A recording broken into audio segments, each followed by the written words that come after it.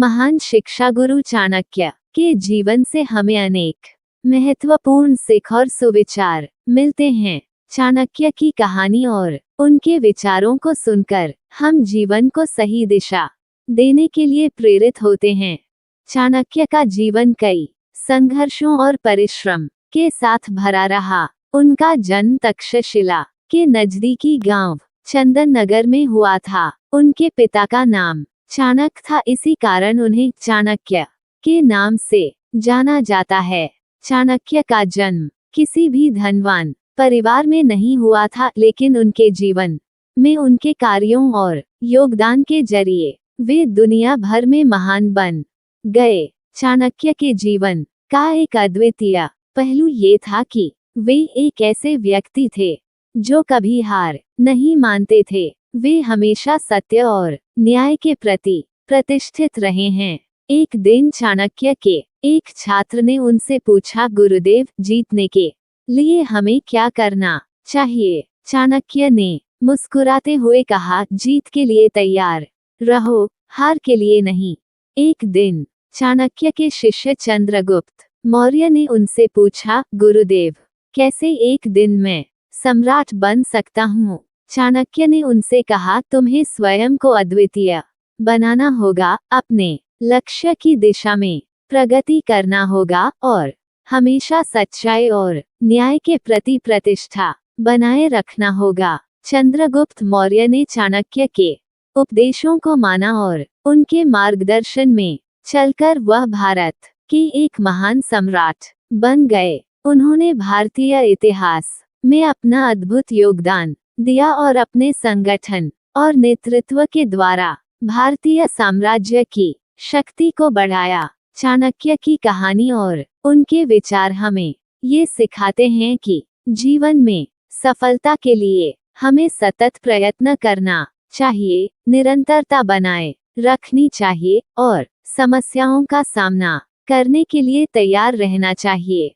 चाणक्य ने हमें ये भी सिखाया कि जीवन में सच्चाई, न्याय और धर्म का पालन करना हमें सच्ची सफलता तक पहुंचा सकता है। एक सुबह की धुंध में एक गरीब किसान अपने खेत में काम कर रहा था। उसने अपने खेत में एक बड़ी स्थल में भीम का एक पत्थर देखा। वह अचंभित हो गया और सोचने लगा कि इस पत्थर का उपयोग वह अपने घर के निर्माण में कर सकता है। वह पत्थर उठाने के लिए कोशिश करते हुए कई बार ट्राई किया, लेकिन वह बहुत भारी था और उसे उठाने में उसे सफलता नहीं मिली। तब उसने अपने घर के पास एक वृक्ष के नीचे बैठकर विचार किया। उस दिन के बाद उसने अपने पड़ोसी से बात की और उसे कहा, मेरे पास एक बड़ा पत्थर है जो मैं अपने घर के निर्माण में उपयोग करना चाहता हूँ, क्या तुम मुझे मदद कर सकते हो? पड़ोसी ने उसकी मदद की और मिलकर वह पत्थर उठाकर उसके घर तक पहुँचे। उसने उस पत्थर का उपयोग करके अपने घर का निर्माण किया और अपने सपने को साकार किया।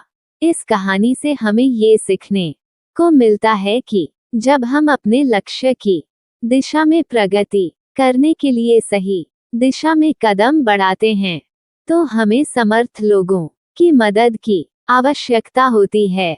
हमें हमेशा उन लोगों का साथ चाहिए जो हमें सहारा देने के लिए तैयार होते हैं और हमें हमारे सपनों को साकार करने में सहायता करते हैं।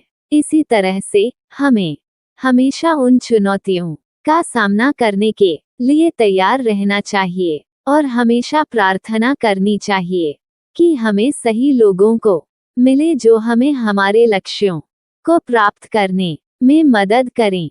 इसी तरह चाणक्य के उपदेशों और इस कहानी के माध्यम से हमें ये सीखने को मिलता है कि जीवन में हमें हमेशा धैर्य, समर्थन और सतत प्रयास के साथ आगे बढ़ना चाहिए। जब हम इन गुणों को अपनाते हैं तो हम सफलता के दरवाजे को खोलते हैं और अपने जीवन को अधिक सार्थक बनाते हैं।